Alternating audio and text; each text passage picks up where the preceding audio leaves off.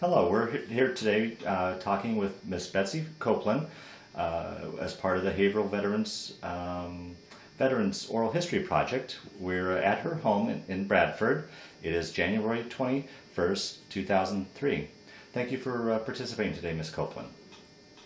It's my pleasure. I think it's a really fun thing to have people interested in what happened in World War II, and those of us that are still here to talk about it, and those of us that really felt that not only was it a fun experience, was a learning experience, and we felt we did something worthwhile. Oh, that's wonderful. Let's begin. Can you tell us when and where you were born? I was born in a beautiful White House, 11. I have 11 written down here. November 9th, 1921, in New Haven, Connecticut, on Fountain Street. Wow, okay. The house is still standing, and what used to be a really nice neighborhood isn't too great right now. Can you tell us what you were doing before you entered the service? A little history before you entered the service. Well, I initially had hoped to be an attorney, and way back then, not very many people really thought women ought to do that, and most importantly, my family and relatives all thought that was a lost cause. So I went to business school, and I was working as a secretary before I went in the service, and had taken the exam to go to Washington. And I had a mother who strongly disapproved, and I was not old enough to say, shove it, and just go. I took the exam twice, it was called. What exam was this that you're talking about? It was an exam to be a secretary, a typist, to go for, to work for the government in Washington, and they didn't tell you where, you just took a test, and a number of the gals that I had gone to business school with had taken the test and had been called and had gone. And you weren't, your parents wouldn't allow you? My mother, I was the baby, and I wasn't 21, and I couldn't go unless she said, it's okay. I'll be darned. You know, I guess I was brought up in a time when your parents really called the shots, I think. Right, right. Do you remember, moving on, do you remember where you were and what you were thinking when you first heard about the bombing of Pearl Harbor? The interesting thing is, I don't have the same recollection as other people do. It was Sunday, and I think it was late on Sunday in the afternoon when we heard about it. And as I try to think back from looking at the sheet, I probably would have been getting ready to go to a youth group called Comrades, which was for college and older young people that we had met Sunday nights. And what prompted you to join the service? Because my father didn't agree with my mother. I think he agreed with me that it really would be okay for me to go out and see a little bit about life. I think the older I get and the more I look back, I realize how sheltered I was about a lot of things. And I thought it would be you were following what all the advertisements said. You free a man up to go to war so that you in your way you'd be doing one job to help a man do a different kind of a job. And I thought it would be fun to be on my own, see how it was, and kill a couple birds, really. When you're brought up in a time that you live at home, I mean, very, very few women, young women, didn't live at home back in the 40s. I mean, if you got an apartment, it was always because you had some devious reason to get it. And my father was very supportive of this. And I took the exam, I had the physical, and I passed on my birthday.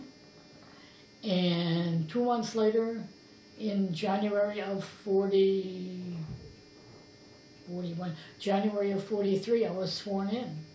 Now, you were a member of the Waves, correct? Yes. Can you tell us a little history of the Waves? What was unique about the Waves? Because it was a new branch of the service, correct? Yes, they had the wax first, and then came the Waves. And I honestly and truly can't tell you much about it except that they wanted to have support for the sea service the same as they had for the Army.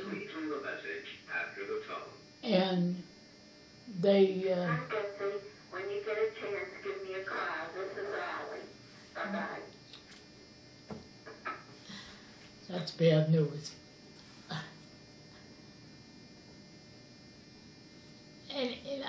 They started and they had officer training at Smith College and boot camp in several small places. Eventually, boot camp was all held at Hunter College. Where was that located? Hunter College was in New York City. I went and trained in Stillwater, Oklahoma, at Oklahoma A&M. I was the last class to go there. And this was officers training you were No, part of? no, I was an apprentice seaman. And I think an interesting thing about that, I was sworn in, and I was sworn in Boston. And nobody, I didn't know anybody else really at that time. Another young woman from the place where I worked went into the SPARS, which was the women's division of the Coast Guard. And I'm not sure why I picked the Navy. I just thought I didn't want to be in the wax. And I don't know whether anybody ever stops to think that service people were not thought very highly of back in the 40s. The idea was if you enlisted in the service, you were kind of the lower echelon of human beings. Now, was this prior to the war or actually during the war as well? This was prior to the war, Okay, yeah. and the early part of the war, if you were drafted, that was one thing. But if you enlisted, and the minister of the church that I went to, and a friend of mine went to, who we'll get to her, stood in the pulpit and said there were 2 young women from this church who were going in the service. And you know what kind of women we were. I mean, you know what kind. And this man went to my mother and tried to, because he said we weren't sending the right kind of a message, and we weren't, it was kind of a hard thing to take, but there were a lot of people that felt if you were a woman and you went into the service, you were going with not, well, like I say to you, I went because I really had good intentions, good motives, but supposedly I didn't, according to a lot of people. I mean, that was just how it was. And the interesting thing is, we left in February of 43 to go to boot camp, and I went into Boston, and there at the train station was somebody from my hometown. I mean, I knew this, but we'd gone to the same high school, went to the same church, and were in the same USO group, and I don't think we had said 10 words to one another. And we became friends, and we're still friends. You met up at the train station in Boston? Yep, we met at the train station in Boston. We sat together. We did not bunk together when we got to boot camp, but we were, of course, in the same unit. We both went to the same station, but we didn't work in the same place. And 60 years later, we're still friends, and she lives on one coast and I live on the other, even though but we still see each other and keep in touch. So it's pretty good. Wow. So I guess getting back to an earlier fact or statement you made about being in a sheltered life, What was it like now to a girl growing up in New England to find herself out in the middle of Oklahoma? What was that experience like? In a new part of the country, probably meeting women from all around the country? It was wonderful because of the people in Stillwater. It really was. The people in Stillwater opened their hearts to us. They arranged things. We had activities. I had to go back and think the first hayride I ever went on. There were activities planned on the base, off the base. There were also men in boot camp there. So on the base there were things planned for the two groups. Off the base there were a lot of things, there were a lot of activities. You could go horseback riding, you could go skating, dancing, go to the library. Or you could, you could sit in the lounge and do whatever. But there was a lot there of the people, and we had almost every weekend off. At least Saturday and Sunday you had, and we went, was there 8 weeks. And I had probably 3 passes because went to Tulsa, went to Oklahoma City, went to Ponca City. Because like everything else, you had to get a pass and get permission to go, and you could only go so many miles. But we went, and we had enough money to do it, and you went in a big group. What was actually boot camp like in itself? Was it as rigid and hard like boot camp was like going to school. When we got there, you were assigned a room and roommates, and you had a bunk, a little tiny closet, and you had, your clothing and a foot locker and the things that you hear about men. Everybody in the service has the same basic things. We had the same, because we had a different kind of room because we were using college dorms. But we had, we were up at 6 in the morning. We had breakfast.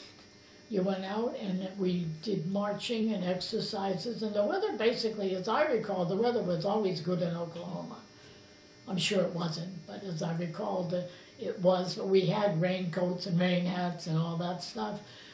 And we had a gym, and then we had classes, and we went to classes, let's say, from 8 to 11:30, or we were marching and had a calisthenics. We would have a break for lunch and go back to classes till 5 o'clock, have supper. Some days I know we had chapel, but I don't want to say we had it every day because I'm sure we didn't. And I don't have anybody else I didn't have anybody else to ask. So, and we had tests, it was really set up like college. It was, we had male teachers for the most part. But we learned how a ship is built, how a ship runs, what the nomenclature was. And fortunately or unfortunately, I don't remember any of that stuff. But we learned all of that, even though the chances of you ever using it were nil. We learned the background and history of the service. That did we marched, we had calisthenics, we did a lot of American history. Almost there was no math and things like that. And then you were given an overview about what different avenues were open to you.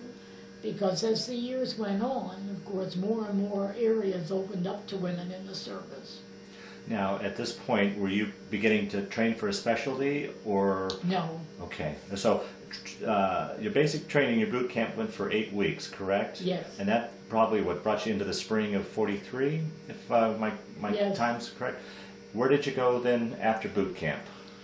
Now, the last week we were in boot camp, we were told we would have an interview and we could express 3 places we would like to go. And everybody sat down and thought really hard about where you would like to go, not knowing that it had already been decided where all of us were going.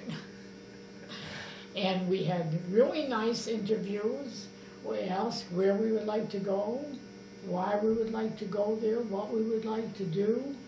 And I think I felt, and some of the others, that maybe we would go to where we were picking. And 99% of us went to Washington, D.C. Is that right?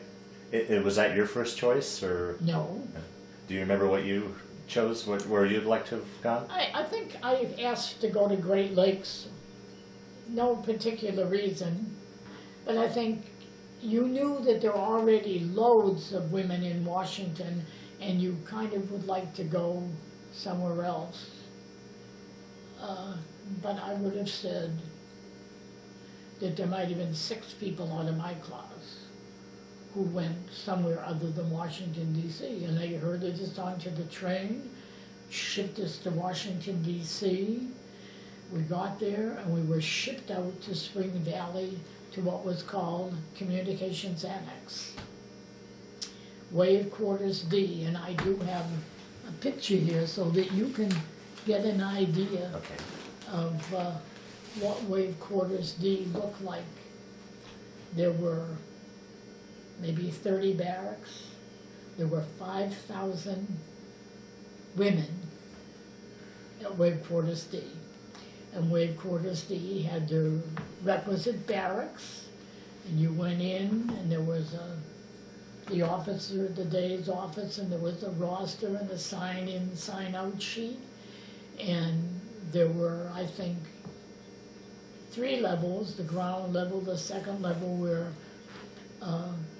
we had our small quarters. You had double-decker bunks, and each person had a bunk and a small stand-up locker.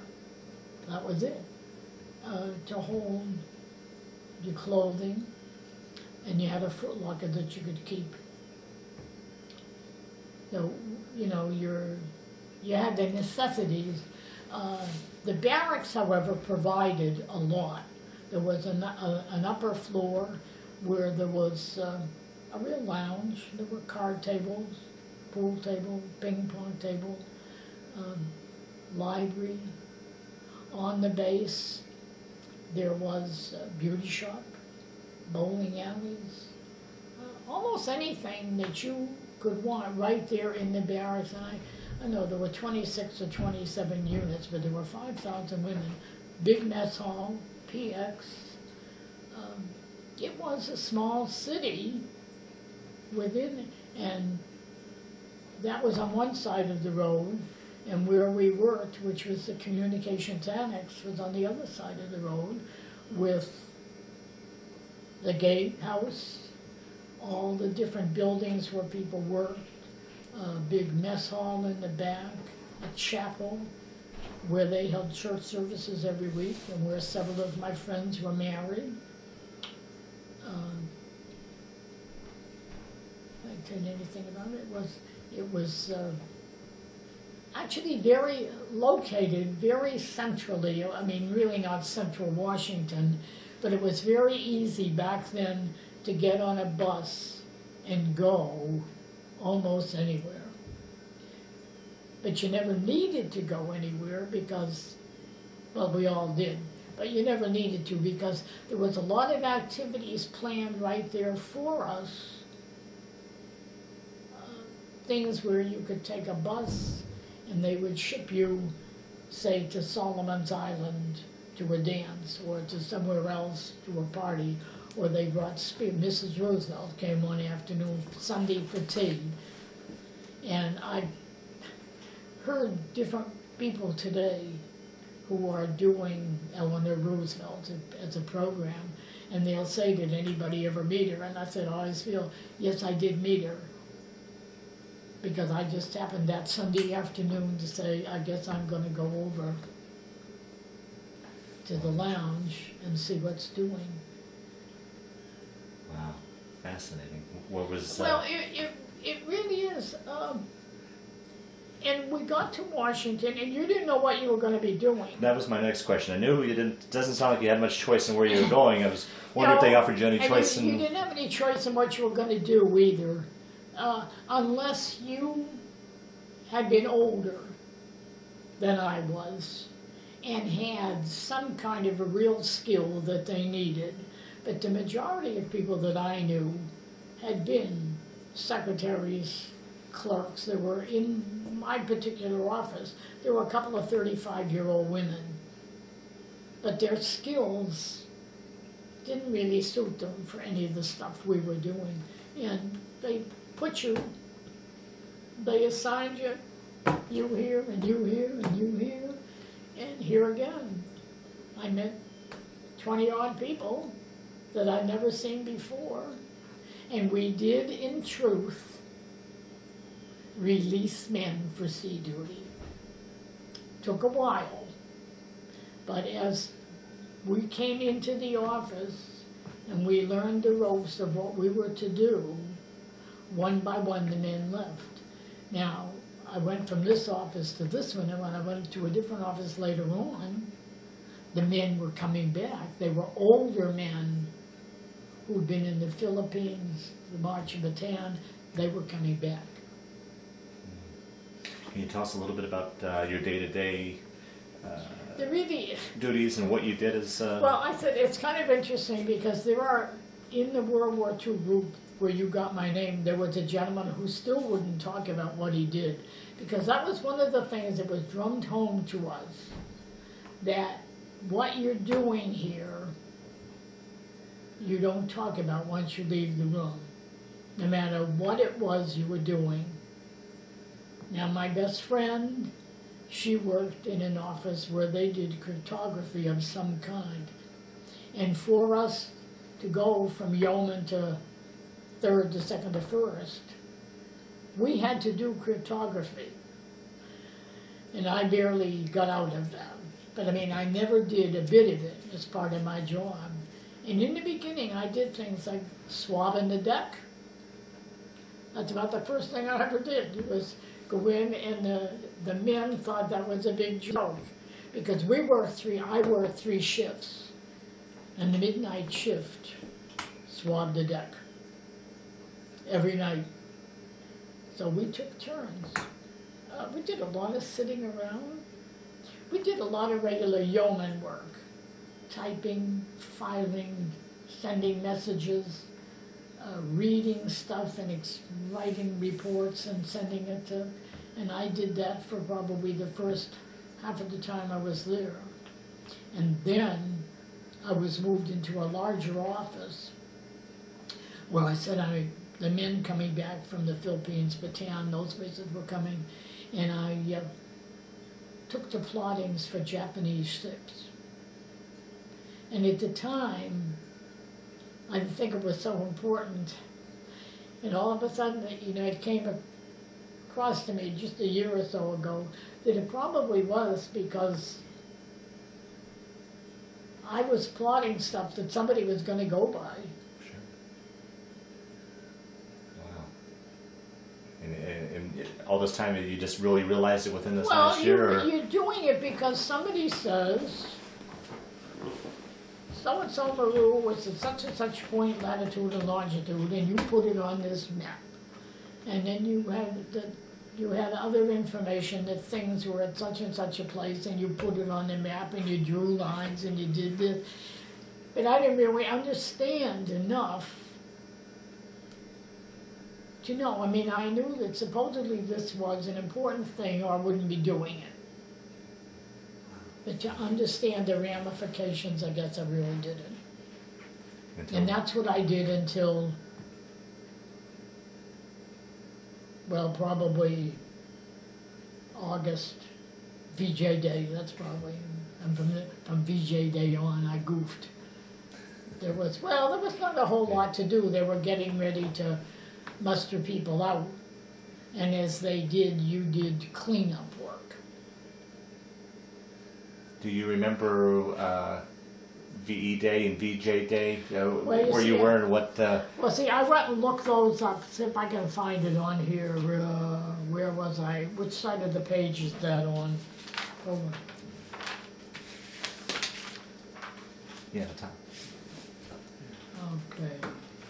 VE Day, I looked it up, 6/6/44. I haven't got any idea where I was. Probably I was working, but I don't know. On VJ Day, I was swimming at the Wardman Park Hotel because I have a picture in my scrapbook, because I knew on one of those days that we heard, and everybody got out of the pool and was running around, you know, and they were throwing their towels in the air. It was a fun thing, really, I would imagine it probably had more significance to you because, one, it was truly the end of the war, and two, probably because that's where you concentrated your work, was in the Yes. Pacific. Yeah. And when I did, I looked that up because I said VE Day. I looked it up, and I even looked in my scrapbook, and I said I can't. I think people ought to understand too that certainly where I was, we were a family of people, and we did a great many things as a group.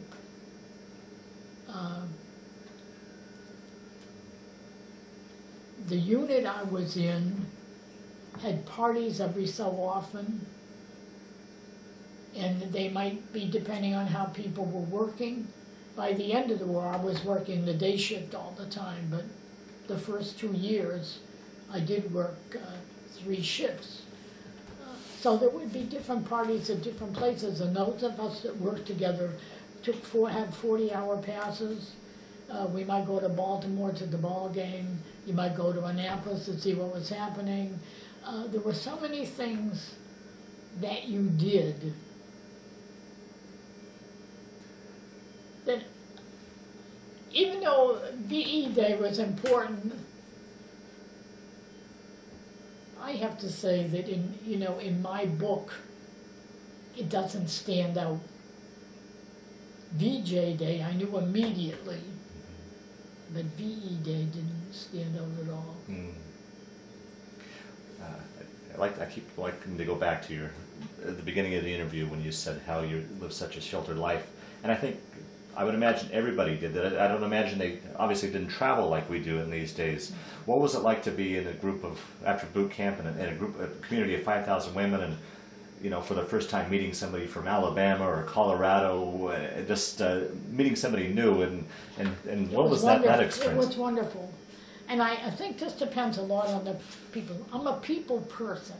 I like people. I like new experiences. And I think this was another, because I didn't really, I think many young women and many young men joined the service to get away from home. And I'm sure that played a part in my thinking, but I really do. I like new experiences. And this to me just seemed like you could kill 2 birds with 1 stone. And it was a wonderful experience because you met people who liked all different things. And as I said, the young woman who lived in the same town that I was, we went to boot camp together. We don't like any of the same things. And yet we ended up renting an apartment together and living together for 1.5 years. We worked different shifts, true. And you found that you learned from other people. Other people said, hey, have you been to, well, we didn't have the Kennedy Center then, but there were places to go to the movies and the theater, concerts, if you like that kind of thing. There were people who were willing to take trips with you on a 40-hour pass. Or in my office, we had several men who lived in Baltimore, and they said, come over, we'll have dinner and go to the ball game.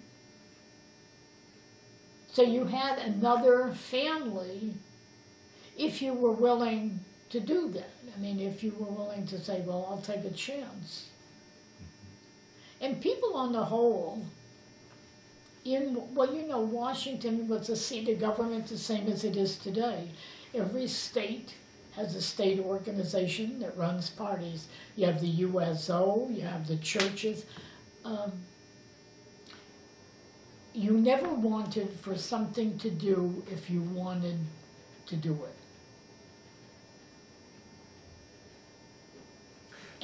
I'm sorry. Continue, please. It's okay.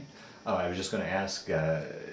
You went out to kill two birds with one stone. Is there any experience, new experience, or tasting a new food, or something that sticks out in your mind from that period in particular? Well, the only thing that often sticks out in my mind, and really,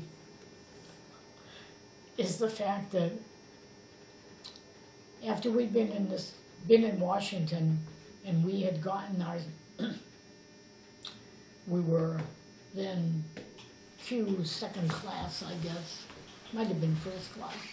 My friend came one night when I was working and said, if we get permission and we find a place to live in the next 24 hours, we can move off base. And can you just imagine in your own mind what happens when that notice is posted in the barracks where there are 5,000 women and at least a quarter of them can do this, and you have 24 hours? Everybody had a newspaper. We had to go. I have them right in my memos there is a note from the captain in charge saying I have permission to move out if I find a place. The streets of Washington were filled with young women looking for a place to live. And every place we went, I mean, I'm going to say this is 6 o'clock at night. We're ringing doorbells, and we're ringing doorbells, and we're doing this, and we finally hit this place off of DuPont Circle, a rooming house. And the lady said that they had advertised an apartment in the basement. It was one room, big room with this little alcove where there was a kitchen, and we shared a bath, and we took it. And it isn't the kind of experience that should really stand out, but I think because I'd never had that experience before, never had this and say, I'm going to do it, and take the first thing that was available. Today this doesn't sound good, but at the time it was very apropos. We were on an alley, we were in the basement, and the alley separated us from the beginning of the black neighborhood in Washington. There were no locks on the windows, no locks on the screen door in the back. And we took it. We had company, we entertained, we pretended like we were at the Ritz, you know. I mean, the furniture was, you know, there was a table and a couple of chairs, and we painted the chairs. Just the funny kinds of things, but we painted the chairs one day, and we were having company the next night for dinner, and the sailor got up from dinner, and his pants were all covered with paint. See, even you're laughing. Well, see, I look back and I think, but it was just being on your own. But I said that's an experience that came out of this because we had 24 hours. And there must have been 1,000 young women looking for a place. Every place we went, there was 2 people just leaving or 2 people behind us. And we stayed there, maybe 8 months. And then we did get a really nice, I happened to know 2 other young women who were there working for the government. And they had found a better place and let us have their old place, which was the 3rd floor of the house. Mm. And that was very nice. But we enjoyed I think just the idea of having my own place. How did, through this whole progress, this timetable, Did your mother ever come around, or from leaving Connecticut to Oklahoma to Washington? My mother made adjustments. I don't believe my mother ever came around, but I think my mother made adjustments to the fact, I wasn't 10 anymore, and I had wanted something that I didn't get, and I got this. I was married while I was in the service also, and I was married in Washington from this particular home where we lived. I was married in the church, but I was then living there, and my parents came to Washington for the wedding. I married somebody from the town where I was from, although I had not dated him at that time. Is that the first time they had seen you since you had left for boot camp, or had you able to? They had seen me. I went home always when I had leave. Oh, okay. I always went home when I had leave. I took a lot of short trips when I had time to do that. If I could go like a 40-mile pass, I could go a lot of places, or I could get a weekend pass and go, say, 150 miles to Luray or somewhere like that, which I did often. But if I had 10 days off, I went home. I mean, I think I felt my parents deserved that, actually, and I was glad to see them, because I could get home easier than they could come. We had a gas shortage, they had rationing, all those things, and I could get get a train ticket, and I could travel cheaper than they could travel. So it was no hardship for me to go home, and I was happy to see them. I had lots of friends at home still. Mm-hmm. And because I was now in the service and people in general were thinking better of it, in some small way I was a celebrity. So, looking at your conversation now, I kind of see you as a trailblazer. Did you feel that way then, or do you feel that way now that you? I didn't really feel that way then. I certainly do feel and have felt that way for maybe 20 years. That these women were the beginning of opening up a lot of things to women. I mean, women could always be nurses, women could always be clerks. But I don't think you ever saw mechanics, a lot of things. Of course, just having to have women in factories during the war opened up things. But there were a lot of things in the communications area and other areas that opened new vistas to women, and they looked at them and they liked them. And although I didn't take advantage of the GI Bill, and my husband didn't either, being able to come out and go to school was a definite plus.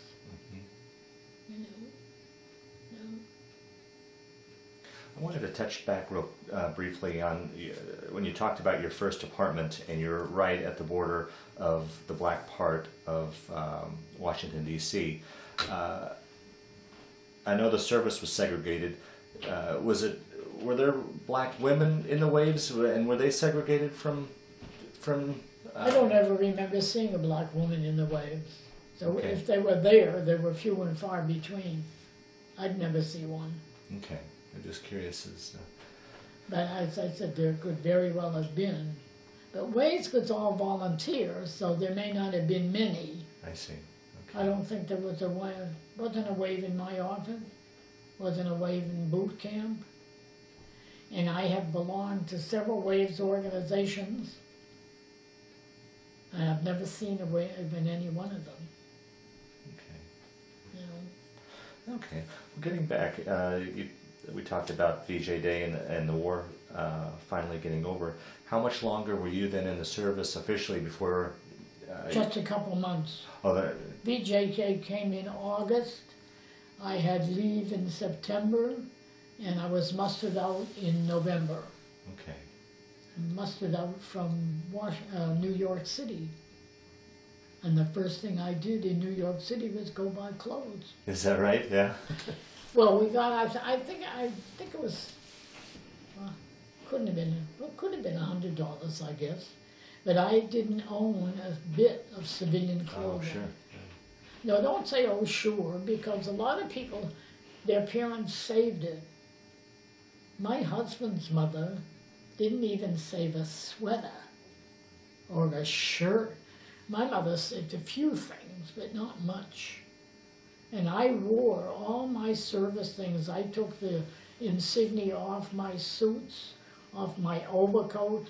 I wore everything. I admire the women today who still have their uniforms. Because I had all tailor-made uniforms once I had the money. But I wore them till they fell apart.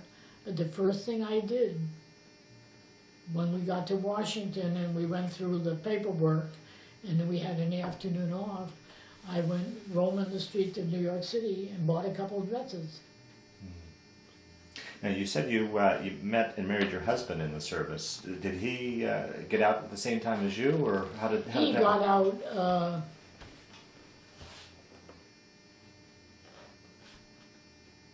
before me.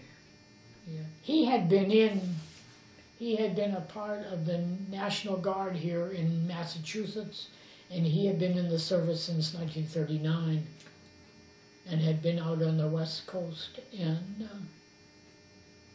I think he got out, I think, in September, because we had 3 weeks in September.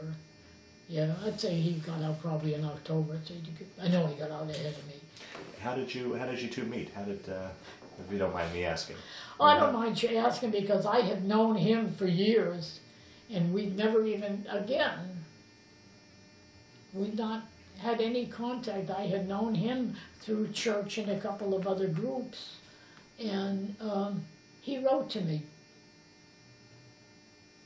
telling me what a fine thing it was I had done, and he came to see me 2 or 3 times, and we'd known, and we just sort of picked up and seemed right. And he promised, we went home one weekend, he was in California, and he would come to Washington to see me, and we went home one weekend and told my parents we were going to get engaged, and he promised my father we would not get married. And of course, we did. And it was kind of a blow to my parents, because I think they felt we really wouldn't. And several times when my husband knew he was supposed to be shipped out, he went to the boat, I won't tell you how many times, about 7. And he never got shipped out till the last time, and then he was only gone a few months. But I came home several times, and I realized then how many people my father knew, because my husband came up to the Boston once and was not allowed off the base, because he came up, and my father met me at the train and said, did I have to get married? And I said, no. And he said, okay. And the young man was to come out to our house, and the young man was not allowed to leave base. And I mean, if you knew my father, you just never, didn't seem like the kind of thing he'd do. But anyhow, we were married 47 years, so.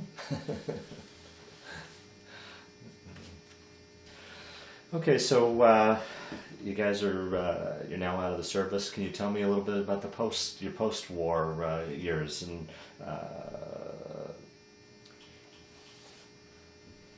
Well, we lived in, I guess returning back to civilian life after a number of years. Yeah, well, my husband went to work for Eastern Airlines, because at that time the government would subsidize your pay if you did certain things. And he went, I don't know whether they called him an apprentice or what they did, and Eastern Airlines paid him so much, and the government paid him so much a month. And I know now he got out ahead of me, because we found a place to live in Virginia. And he was there, and then I moved in. We moved into what had been a Civil War hospital, and it had been turned into an apartment building, and it's now a parking lot, right a mile, 1 block off of the main drag in Alexandria, Virginia. And he went to work at the airport, which was then, we only had one airport in Washington at the time. He worked shifts, and I was the lady of the house, I guess. We have this small apartment, but we bought furniture. I mean, we did all the things that newlywed couples, I think, are doing. We'd only been married. We'd been married in December, and this was the next fall, you know. And we went to housekeeping. He worked shifts. And after a couple of months, I did get a part-time job in Washington with the National Rifle Association. And we were there, I guess, about a year. And my husband's father was not a well man, and he was an only child and felt that he ought to be closer to home. So he asked for a transfer, and we transferred then to Boston. And I hate to say this, we couldn't find a place to live, so we went and we lived with my parents for maybe 5-6 months. So due to the shortage of housing and such from people? Well, you know, so many people coming back, and not only a shortage of housing, but as it is today, the shortage of housing you can pay for. And if you're only making, well, of course, money is relative, really. But I would have said we were not more than maybe 5 or 6 months we lived with my parents, during which time we also had a child. And he worked for the airline for a few years, and then he got, and I didn't go back to work for 20 years. So I would have joined the reserve or anything else if women had been allowed, but it was very much frowned on. My husband said, "I've done my bit, forget it." You know, so we became active in the community, both of us. I did volunteer work. He helped to run a boys' group. We did the kinds of things that we then continued to do all of our lives. But I thought it was an experience that I would highly recommend, and I would have been proud if either of my daughters had done it. I've got this question here. I think you've very much answered it a number of times, but how do you feel your service experience affected you? It seems like it was a turning point in your life, I guess. It made me feel even more strongly about risk-taking. If you think a little bit about it, it's a wonderful thing to do. I don't mean to send you home and all your belongings and say, I'm going to live off the land. That's not for me. However, I think if there's an opportunity that you question, but you think you can do it, my husband and I, when we retired, moved to a new community. The best 10 years of my life. I moved back here and took the risk, I felt, of coming back to the area where I'd basically been from. And I would do it again. But at this stage in my life, it's not easy because everybody I know is either dead or moved away, you know. But I took that risk and said, you may take it and you make the best of it. And I've met a lot of new people, done new things, have a new relationship with my daughter. And near my grandchildren. And lucky to feel that eventually at 72 or 3 or whatever it was, they appeared in my life. And it made me more important to realize how important people are. You can be a loner, but life's so much nicer if you're not. And you don't have to have a million people, but have a relationship with a few people. And one of the questions on here was, You know, are you in touch with any of those people? Well, I am. I told you the one woman, I didn't see her last year. But the year before, we spent a month together in Maine. The year before that, we spent a couple of weeks together in Maine. I've been to California. She has family still on the East Coast, so she comes back. But I did go to California once. There's another friend that lives in California, and I've seen her. I was out there on business once and saw she and her husband. She's been here to visit people, and I've seen them. One of the men I worked for, or with, in New Jersey, we keep in touch. There are several others we keep in touch, but I've seen these people. Mm-hmm. You know. Is there any formal reunions that ever planned with your group, the Waves, or any sort of organizations? I belong to Waves National, and Waves National has a meeting, you know, national meeting every 2 years, and I have been only to one of those.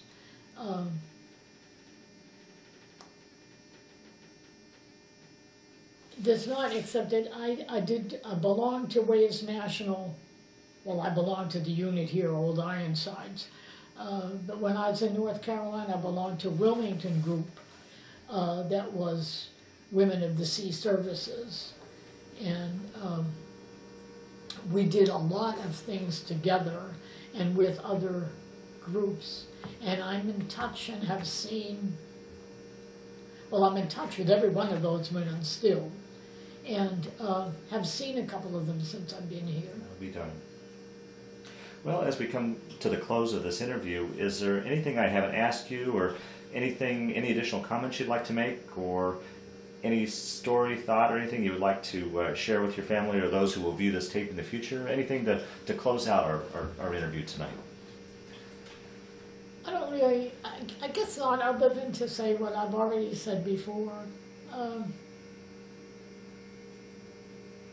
You enter into an experience and you don't know what's going to happen.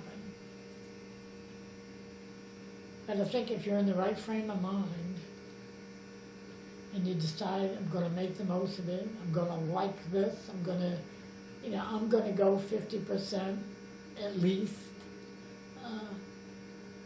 you begin to see all the possibilities. And I think, I didn't touch on this, and there really was no big need to. I went to George Washington University and took night classes while I was there. There's so many things that were open to women, even though you didn't really care about going to Washington. There were so many things available there that you could take advantage of at low cost or no cost. Many, many things were no cost to service people. And I'm sure in other big cities the same thing was true, or on bases where they, if any place I'm sure that had a large contingent of service people had things that were offered to them, and if you would take advantage, you know, there was always plenty of time in Washington to go to nightclubs, to go out to dinner, to go to USO, but there were so many other things available that they were there. You got a taste of things you never could have had if you hadn't left home. Wow, wow. Wonderful. Well, Ms. Copeland, I want to thank you for your service to our country, and I also want to thank you for your participation in tonight's program. My treat to do it. This is the outside of Wave Quarters D as you come in. Wave Quarters D was the largest group of buildings and the largest number of women, 5,000 women in Washington. There were a number of barracks, a mess hall, an infirmary, and a few other outbuildings. This is me in the uniform. It's tailor-made, and I was very proud of it.